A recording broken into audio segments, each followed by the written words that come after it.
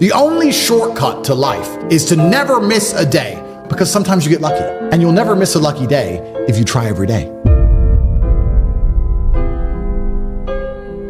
Because when you've come from the absolute bottom to the absolute top, and you've done it all off of your own back, and hard work and dedication, and never missing a day, one, because of compounding interest, and two, if you don't try every day, you might miss your lucky day. And that's what people don't understand. If you never miss a day and you never don't try and you're always on time, was I late today? No, on time, and you try and improve every aspect of your life, and you're a professional, and you try and make sure that you analyze your decisions, you give yourself feedback, you don't make mistakes, you're not lazy. If you try and you make it to the top, because you look at the people down below and you're like, well, why didn't you try? I did. Oh, I did too. No, you didn't. That's a lie. Now you're lying to me, and that annoys me. I believe that they have the lives they deserve because they haven't been prepared to suffer like I've suffered. If I was as lazy and incompetent as these people, I'd be like them. These people, they're not triers. I didn't even have chances that good. I wish I did. I wish I had a billionaire sitting on the internet explaining to me how the world worked. I would have done anything for that. But I've never had that chance. I had to work them all out myself, take huge monumental risks, do the nearly impossible to escape. It's easier to get rich now than it's ever been. This goes back into my mentality about the kind of person who takes risks and takes action. So then people will say to me, this is what's so amazing. People will say to me, oh, how do you have all these Bugattis? How do you have $100 million of cars? You're so lucky. It's not luck. It's never been luck. I've been the person who took action. And if I were to tell you right now what action to take, you won't do it. So I'm not going to feel sorry for you when you fail. I'm not going to feel sorry for losers. My life is just work. But that's boring, right? But that's the truth about it. I'm on my laptop all day, every day. I have 18 hours a day of screen time. I'm either training or I'm working. Do I know some women? Yes, of course. Do I have some fancy cars to drive? Yes. Can I go to the odd restaurant? Yes. But the majority of the time, all I do is work because that's what I enjoy to do. I don't think most things outside of work are as entertaining as the work itself. That's why I'm successful. Yeah, I do have women who I know, and yeah, I can have that crazy lifestyle, and I did it for a while. But I wouldn't even say it's empty. You know, people get successful and they start to say, oh, I'm above that. It's empty. It's empty. It's vaporous. That's true. I just don't think it's as fun as working. I think just winning is fun. I think the whole point of life is a man is competition in the first place. Life is rented. I know exactly what you're saying, but I'm saying my philosophy is that you never own anything that you're not renting anyway. Your physical health is not something you have. It's something you rent. If you don't look after it, you lose it. Just like a house, if you don't pay the rent, you lose the house. It's the same with your business. If you don't look after your business, you lose the business. You lose your money. The same with women. If you don't look after the women, you lose the women. So do you have to sit there and attribute value to each thing and work out, is this worth the extra seconds in the day to maintain it? And if I'm going to do anything, you're going to optimize it, right? Isn't that life? You go to the fight gym and you spar and you lose and you get better. You attempt to optimize it. You try and make some money. You attempt to optimize it. You attempt to grow the number of followers you have on your YouTube channel. When you go out dating women, you attempt to optimize it to get better at it.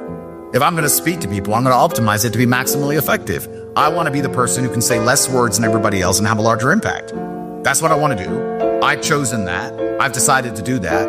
I understand that to be able to do that, I also need to have a certain persona and a certain capability.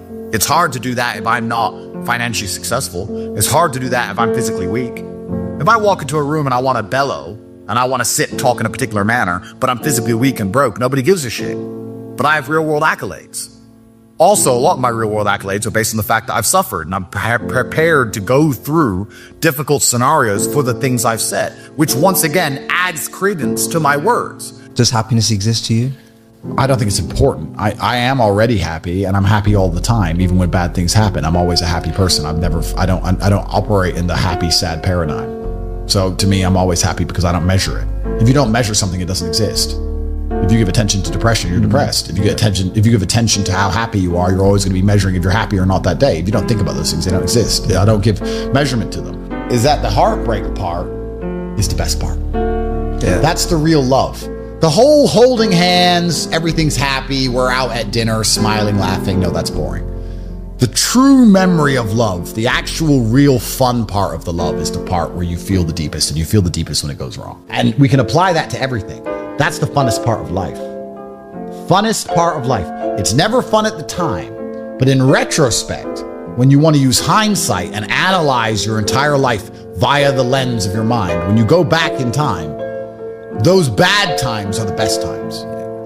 Because I believe as a man, chasing happiness is probably the most asinine thing you can do. It's the easiest way to lose as a man is to chase happiness. What will make me happy is not how you win as a man. How you win as a man is, I don't care how I feel, what must be done. And really the only thing that's fun in life is work. The only thing that's fun is the thing that made you rich in the first place. That's the reason it made you rich, because you found it fun. There are no fun activities to do once you're rich. The only thing you can really do is slow things down. So a poor person has a 1 hour lunch. I'm allowed a 4 hour lunch. Great.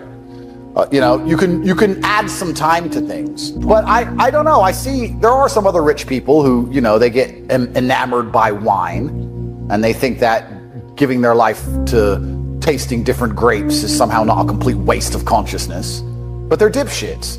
And that's why they're not important. And that's why no one knows who the f they are. So when I talk to other millionaires, they're like, oh yeah, I'm gonna wine. I like to spend my time wine. Well, then you go do that. Life is just, it's a game. We're living in a simulation. And if you want a high score, you have to choose the highest difficulty. So I want a high score.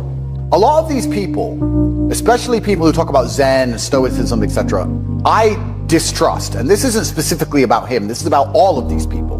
Because they'll sit in a beautiful field with green grass in Bali, and they'll put on a stupid robe, and they'll sit there and they'll do this, and they'll say, I'm Zen, my mind is great. You're in a beautiful field in Bali. Of course you're Zen. What are you gonna be upset about? It's sunny. It's not even raining. You have nothing to complain about. Go and be Zen in a trench in Ukraine. Then show me your Zen. If you're so Zen and you're so fantastic with your mind, any of these people, I openly challenge you, considering you're all physically incapable, go do an MMA fight and get the shit kicked out of you. Go and you know you're gonna lose because you're a pussy. I know you're gonna lose, you know you're gonna lose, he's gonna hurt you, but you're Zen. Show me the power of your mind. Go get your ass whooped. Oh no, you're scared. You won't do that. You won't go get in the cage and get grounded and pounded. I thought you were Zen. Turns out you're only Zen when everything's fine. That's not Zen. It's not Zen to be Zen when everything's fine. So all these people with their spoiled little privileged lives and their yoga retreats. Oh, I feel so great in my yoga retreat. Oh, you feel so great in one of the most idyllic locations on the planet, eating food that's prepared for you. You feel great. Wow, mental control. For the clown show. It's a clown show. If these people were truly who they wanted to pretend they are, they'd be in the trenches somewhere. The UFC fighter has more Zen when he's getting punched in the face in front of all these people, in front of his screaming wife, worried about him losing consciousness forever. When he's taking shots to the face and still avoiding them and keeping a clear enough mind to slip the punches. So all these people are full of shit, because if they were truly Zen, they'd live a life similar to mine. But they don't. I ain't lonely. I've never been lonely. I've never been lonely. You don't know me. I've never been lonely. I had no money and I was never lonely.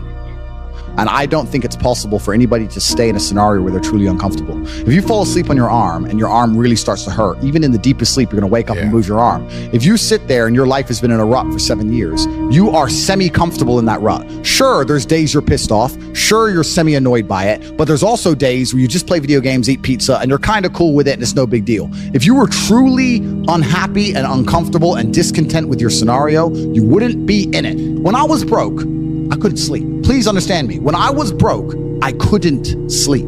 I'd be trying to go to bed thinking, these people have Ferraris. I want a Ferrari. I couldn't sleep. I just understood that there was a version of reality that I had yet to experience. I saw my parents struggle to pay the bills, and I saw my friends struggle to pay the bills, and I saw everyone around me unable to eat, and then I saw certain people with $500,000 cars, and I understood there must be a different version of reality. There must be a version of making money, a version of banking, of finance.